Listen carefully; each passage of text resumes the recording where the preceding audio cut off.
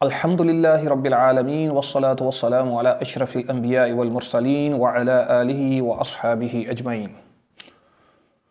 أما بعد فأعوذ بالله من الشيطان الرجيم. بسم الله الرحمن الرحيم. كل من عليها فان ويبقى وجه ربك ذو الجلال والإكرام. جو کوئی اس دنیا کے اندر آیا ہے وہ ہمیشہ کے لیے اس دنیا کے اندر رہنے کے لیے نہیں آیا، بلکہ یہاں سے اس نے جانا ہے۔ اللہ تبارک و تعالیٰ نے یہ دنیا اس کے لیے دار العمل بنائی اور دار الامتحان بنایا، اور اس کا رزلٹ، اس کا جو نتیجہ ہے، کچھ تو اسی دنیا کے اندر مل جاتا ہے اور باقی آخرت کے اندر اس کا بدلہ ملے گا، اچھے کو اچھا، برے کو برا۔ آج جس مسئلے کے بارے میں کچھ وضاحت کرنا چاہتا ہوں، اسے کوتاہی کہیں، ہٹ دھرمی یا ضد کہیں، یا انا پرستی کہیں، جو بھی آپ اس کو نام دے دیں، لیکن اس کو میں تھوڑا کھولنا چاہتا ہوں اور آپ اس کے اوپر مطلع ہو جائیں تو سب سے بہتر بات ہے اور غنیمت ہے۔ رسول اللہ صلی اللہ علیہ وسلم نے فرمایا، الدعاء هو العبادہ، دعا عبادت ہے، اور فرمایا الدعاء سلاح المؤمن، دعا مومن کا ہتھیار ہے، وعماد الدین، اور دین کا ستون ہے، ونور السماوات والارض، اور آسمانوں اور زمین کا نور ہے۔ اور اللہ تبارک و تعالیٰ نے قرآن کریم میں فرمایا، وقال ربکم ادعونی استجب لکم، اور تمہارا رب تم سے کہتا ہے کہ تم اس کو پکارو، وہ تمہاری پکار کو سنے گا۔ ایک آدمی مسلمان ہے، اس دنیا کے اندر وہ وقت گزارتا ہے، تو جس وقت وہ فوت ہوتا ہے تو شریعت بتاتی ہے، رحمت للعالمین بتاتے ہیں کہ جس طرح سے مسلمانوں کے دوسرے مسلمانوں کے اوپر بہت سے حقوق ہیں، ان میں سے ایک حق ایک مسلمان کا دوسرے کے اوپر یہ بھی ہے کہ جب وہ مریض ہو تو اس کی عیادت کرے، اور جب وہ فوت ہو جائے تو اس کے اوپر جنازہ پڑھے، اس کا کفن دفن کرے، اور اس کے لیے بہت بڑا اجر ہے۔ اور جنازہ کس طرح سے پڑھے، یہ اس کا بہت بڑا حق ہے ایک مسلمان کا دوسرے مسلمان کے اوپر، کہ اذا صلیتم علی المیت فاخلصوا له الدعاء، کہ جس وقت تم جنازہ پڑھو میت کے اوپر تو اس کے لیے دعا کو خالص کرو۔ لیکن مرور زمانہ کے اندر، شاید پہلے ایسے ہی تھا، آج سے کچھ عرصہ پہلے، کہ لوگ ان احادیث کے اوپر، اللہ کی کتاب کے اوپر ویسے ہی عمل کرتے تھے جیسے قرون اولیٰ کے اندر کیا جاتا ہے اس معاملے میں۔ لیکن جو کچھ بھی ہوا، آج کل جو حالات ہیں وہ یہ ہیں کہ ایک آدمی جس وقت فوت ہوتا ہے اور اس کے اوپر جنازہ پڑھا جاتا ہے تو وہ جنازہ منٹوں کا نہیں ہوتا، سیکنڈوں کا ہوتا ہے، 40 سیکنڈ کا، 45 سیکنڈ کا۔ بہت بڑا لمبا جنازہ ہوگا وہ 50 سیکنڈ کا ہوگا۔ 50 سیکنڈ بہت بڑی بات میں کر رہا ہوں۔ اور پھر اس کو آپ تقسیم کر دیں، اس میں یہ لوگ ثنا پڑھتے ہیں، اور اس کے بعد یہ درود پڑھتے ہیں، اور پھر ایک دعا پڑھتے ہیں جو اجتماعی ہے، اللہم اغفر لحینا ومیتنا وشاہدنا وغائبنا۔ یہ آتی ہے، بہت سو کو آتی نہیں ہے، اور جن کو آتی ہے تو آتی ہے، مولوی صاحب کو بھی یہی آتی ہے۔ اگر دیکھا جائے یہ اجتماعی دعا ہے اور اس کو پڑھا جاتا ہے، حالانکہ دعا مانگنی چاہیے، لیکن جس انداز سے پڑھا جاتا ہے تو یہ تو اس طرح سے پڑھا جاتا ہے جیسے کوئی اپنا فیصلہ سناتا ہے کہ یہ تم نے کرنا ہے، یہ میرا آرڈر ہے، یہ فیصلہ ہے۔ ورنہ جو مانگنے والا ہوتا ہے اس کی کیفیت اس طرح سے نہیں ہوتی، وہ تو بھکاریوں کی طرح مانگتا ہے۔ اللہ سے ویسے ہی مانگنا چاہیے جس طرح سے بھکاری بھیک مانگتا ہے، چمٹ جاتا ہے، आजिज़ी करता है, मस्कीनी मुंह के ऊपर लाता है, कभी रोता है, कभी अपना दर्द पेश करता है, अपनी मुसीबतें गिनवाता है, सुनाता है ताकि मुझको कुछ मिल जाए। ये भिखारी का तरीका है और यही एक मुसलमान का तरीका होना चाहिए अल्लाह से मांगने के अंदर। लेकिन एक मुसलमान को बहुत बड़ा हक था, अगर एक फौत शुदा आदमी आज जिंदा हो जाए तो वो आपको बताता कि ये दुआ मेरे लिए कितनी अहमियत की हामिल थी और ये दुआ मेरे यहां क्या अहमियत रखती है और तुम्हारी दुआएं मुझको क्या फायदा देती। लेकिन ये दुआएं जो एक इंसान को जहन्नम के अजाब से, कब्र के अजाब से बचाती हैं, उसके दर्जात को बुलंद करती हैं, इन दुआओं को सरसरी सा और रस्मी तौर पर और एक सर से गुजारने के लिए पढ़ा जाता है। तो दुआ किस तरीके से मांगनी चाहिए उसके बारे में भी रसूलुल्लाह सल्लल्लाहु अलैहि वसल्लम ने प्रैक्टिकल करके बताया और सहाबा किराम ने भी उसके ऊपर अमल किया। और कुरान करीम इसके बारे में बड़ी तफसीलात के अंदर कि जिस वक़्त पैगंबरों के ऊपर मुसीबतें आईं तो उन्होंने दुआएं की और यही तरीका रसूलुल्लाह सल्लल्लाहु अलैहि वसल्लम का था। और जिस वक़्त वो खुश हुए तो अल्लाह का शुक्र अदा किया। एक मोमिन का यही शेवा है, वो अल्लाह के साथ राब्ता रखता है और अपनी मुसीबतों को टालने के लिए उससे मदद मांगता है। क्यों? खुलिक़ल इंसान ज़ईफ़ा, इंसान कमज़ोर है। अब एक आदमी फौत हो गया तो हम देखते हैं कि जो जनाजा पढ़ाने वाला है वो जनाजा पढ़ता है, दुआ पढ़ता है, दुआ मांगता नहीं है।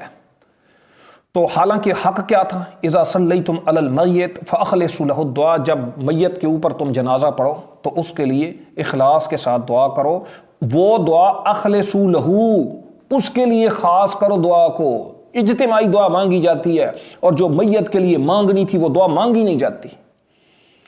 हम एक सवाल करते हैं, क्या नमाज के बाद जो दुआ मांगी जाती है या आप अपनी ज़ात के लिए मांगते हैं, या आपसे कोई सवाल करता है और आप दुआ करते हैं, या कोई फंक्शन के ऊपर आप दुआ करते हैं, शादियों के अंदर आप दुआएं करते हैं, वो 10 सेकंड की होती है, वो 15 सेकंड की होती है। 40 में से इसको तकसीम करें आप, सना को, फिर उसके बाद दुरूद को, फिर उसके बाद इस 40 सेकंड के अंदर दुआ डालें, अल्लाह मग़फ़िर लि हय्यिना व मय्यितना।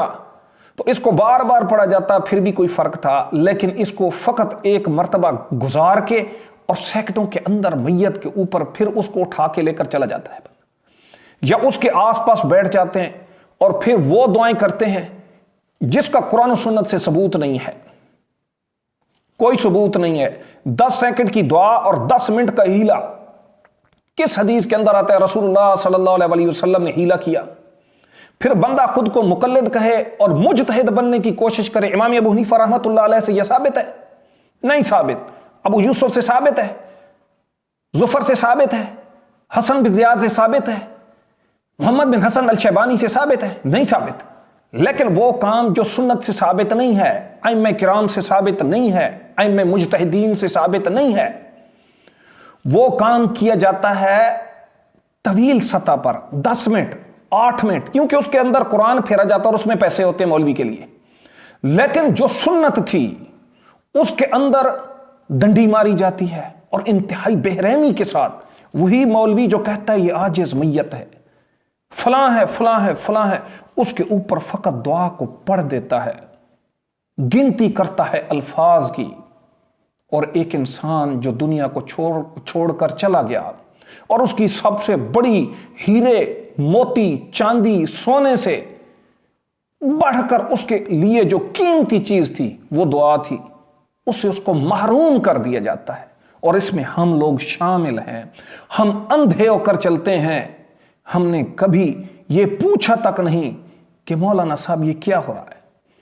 हम जनाजे पढ़ाते हैं अहले हदीस, तो कुछ लोगों ने हमें कहा जी आप लंबी लंबी दुआएं करते हैं, इतना लंबा भी जनाजा होता है? तो हम पूछते हैं भाई आप जनाजा पढ़ने आए हैं या आप इसको वक़्त को गुजारने आए हैं? یا کسی پہ احسان کرنے آئے ہیں یا اپنی سیاست چمکانے کے لیے آئے ہیں. آپ آئے کیوں ہیں جنازہ کے لیے؟ اگر آپ جنازہ کے لیے آئے ہیں اور جنازہ ایک نماز ہے اور نماز اللہ کی عبادت ہے، اور جس وقت انسان نماز کے اندر ہوتا ہے تو رسول اللہ صلی اللہ علیہ وسلم نے فرمایا یناجی ربہ، اپنے رب سے مناجات کرتا ہے. وہ جگہ تھی دعائیں مانگنے کی کہ جب اللہ تبارک و تعالیٰ کی رحمت انسان کی طرف متوجہ ہوتی ہے، اس کو ہم نے چھوڑ دیا اور اس کو ہم نے مولویوں کے حوالے کر دیا. حق یہ تھا کہ انتہائی قریبی انسان اپنی میت کا جنازہ پڑھتا، اس کے اندر سے جو دعا نکلے گی، اس کو جو تکلیف ہوگی وہ مولوی صاحب کو نہیں ہو سکتی. مولوی صاحب کو کیسے ہو سکتی ہے؟ وہ تو اس کو ہوگی جس کا اپنا عزیز، جس کا اپنا قریبی اس کے سامنے اس دنیا سے چلا گیا اور اس کو وہ اپنا داغ مفارقت دے گیا، یہ اس کو تکلیف ہوگی. اب ہم آتے ہیں اس طرف کہ یہ ہمارے اوپر ہمیں کہتے ہیں کہ جی آپ لمبی لمبی دعائیں پڑھتے ہیں، پتہ نہیں کہاں سے یہ جنازے ہمارے آباء و اجداد نے تو نہیں دیکھے. یہ میں ڈاکومنٹری پروف کے ساتھ ثابت کروں گا کہ جس آدمی کے یہ پیروکار ہیں علماء، اس ہمارے علاقے میں اور پاکستان کے اندر اکثریت ان لوگوں کی ہے جو احناف میں سے بریلوی مسلک کے پیروکار ہیں. تو اگرچہ اصول کی کتابوں میں لکھا ہوا ہے کہ عامی کا مذہب نہیں ہوتا، وہ کوئی شافی، مالکی، حنبلی، بریلوی، دیوبندی وغیرہ یہ چیز نہیں ہوتی، لیکن ہم کہتے ہیں چلو جن لوگوں کی مساجد ہیں تو ان کے اندر یہی علماء موجود ہیں. علماء ہیں یا ویسے مولوی ہیں جن کو دو چار صورتیں آتی ہیں، ان کو انہوں نے رکھا ہوا ہے دین کے لیے. اب ایک بات سمجھنے کی ہے کہ ان کو جب کہا جائے یہ جس آدمی کے ساتھ خود کو منسوب کرتے ہیں اس کو امام کہتے ہیں، اس کو مجدد کہتے ہیں، اس کو مجتہد کہتے ہیں، اس کو بڑے بڑے القاب دیتے ہیں، احمد رضا خان صاحب بریلوی. میں آپ کو بتانا چاہتا ہوں کہ ہم تو 4 دعائیں پڑھ دیتے ہیں، 5 پڑھ دیتے ہیں، کوئی تنگ نہ ہو. یہ میرے پاس ان کی کتاب ہے وصایا شریف. کتاب کے اندر انہوں نے ایک بات لکھی ہے اپنی وفات سے پہلے ان کے بیٹے نے، جنہوں نے یہ وصیت مرتب کی ہے، حسنین رضا خان قادری. یہ پروگریسو بک والوں کی ہے کتاب ہے، اور یہ اکثر کسی بھی بریلوی عالم سے آپ پوچھ لیں یا مکتبے سے پوچھ لیں، یہ کتاب مل جائے گی. اس کتاب میں یہ پروگریسو والوں کے جو کتاب ہے چھاپے کی، وہ لکھتے ہیں کہ احمد رضا خان صاحب جس وقت فوت ہوئے تو فوت ہونے سے انہوں نے تقریباً 2 گھنٹے 17 منٹ پہلے یہ وصیت لکھوائی، اور اس وصیت کے اندر انہوں نے یہ اپنی اولاد کو اور اپنے رشتہ داروں کو جو بات قلم بند کروائی اور جن کے سامنے انہوں نے یہ وصیت کی اور پھر اس کو قلم بند کیا گیا، اس میں نمبر 4 کے اوپر لکھا ہوا ہے غسل وغیرہ سب مطابق سنت ہو. حامد رضا خان جو کہ ان کے بڑے بیٹے تھے، حامد رضا خان وہ دعائیں کے فتاوی میں لکھی ہوئی ہیں، خوب ازبر کر لیں تو وہ نماز پڑھائیں، ورنہ مولوی امجد علی یہ جنازہ پڑھائے. وہ دعائیں جو فتاوی کے اندر لکھی ہوئی ہیں وہ کتنی ہیں؟ وہ دعائیں 45 لائنیں بنتی ہیں، 45 لائنیں اور 15 دعائیں ہیں. 45 لائنیں ہیں اور 15 دعائیں ہیں. یہ ان کی جو ہے اپنا کتاب ہے، اور اس کے اندر انہوں نے جو اوپر 78 نمبر صفحہ ہے اس کے اوپر لکھا ہوا ہے وہ دعائیں جن کی نماز جنازہ میں پڑھنے کی وصیت فرمائی. وہ دعائیں جن کی نماز جنازہ میں یعنی نماز کے اندر، اور یہ 45 لائنیں ہیں، 15 دعائیں ہیں، اور 45 لائنیں ہیں، 15 دعائیں ہیں. تو اگر ان کو آپ کسی سے پڑھوائیں اور وہ دعا مانگے تو میں یہ سمجھتا ہوں کہ یہ 15 دعائیں جنازے کے اندر اگر وہ پڑھتا ہے تو کم از کم 10 منٹ اس کے لگیں گے کم از کم. اگر دعائیں مانگے عاجزی کے ساتھ، انکساری کے ساتھ، ایک ہی چھوٹی دعا ہے تو اس کو 2 3 مرتبہ دہرائے اور اللہ سے مانگے تو یہ تقریباً 10-12 منٹ کا جنازہ بنتا ہے. اور جہاں کیا ہوتا ہے؟ سینکڑوں کا جنازہ. میں نے اپنے عمر کے اندر، اپنی عمر میں کبھی 1 منٹ کا جنازہ ان کا نہیں دیکھا. تو میرے بھائیوں، بات یہ ہے کہ ایک مولوی صاحب سے میں نے سوال بھی کیا تو وہ کہتے ہیں کہ رسول اللہ صلی اللہ علیہ وسلم نے فرمایا اسرعوا بالجنازہ. عجیب و غریب تشریح ہے، کسی نے نہیں کی کہ آپ جنازے کو، نماز جنازہ کو ختم کرنے کی کوشش کریں اور سیکٹوں کے اندر پڑھیں. کیا اس حدیث کا مطلب آپ کے عالم، آپ کے امام، آپ کے مجدد احمد رضا خان صاحب بریلوی کو سمجھ نہیں آیا جو آپ کو سمجھ آ گیا؟ ان سے پہلے جتنے اہل علم تھے احناف کے، ان کو سمجھ نہیں آیا جو آپ کو سمجھ آ گیا. تو اس لیے میرے بھائی، ضد کو چھوڑیں، ہٹ دھرمی کو چھوڑیں، لوگوں کے ساتھ زیادتی کو چھوڑیں، فوج شدگان کے ساتھ زیادتی کو چھوڑیں. اللہ نے آپ سے پوچھنا ہے، آپ نے اس چیز کی ذمہ داری اپنے اوپر ڈالی ہوئی ہے اور آپ نے اس چیز کی ذمہ داری لی ہوئی ہے جس کو دین کہتے ہیں. اور دین کیا ہے؟ وہ خیرخائی اور بھلائی کا نام ہے.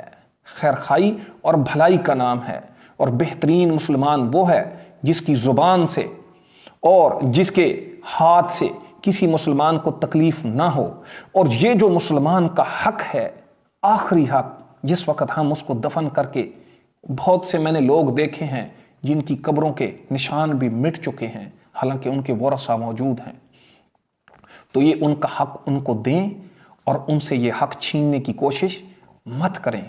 اللہ تبارک و تعالی سے دعا ہے کہ اللہ تبارک و تعالی سمجھنے کی اور عمل کی توفیق عطا فرمائے. وما علیہ الا البلاغ.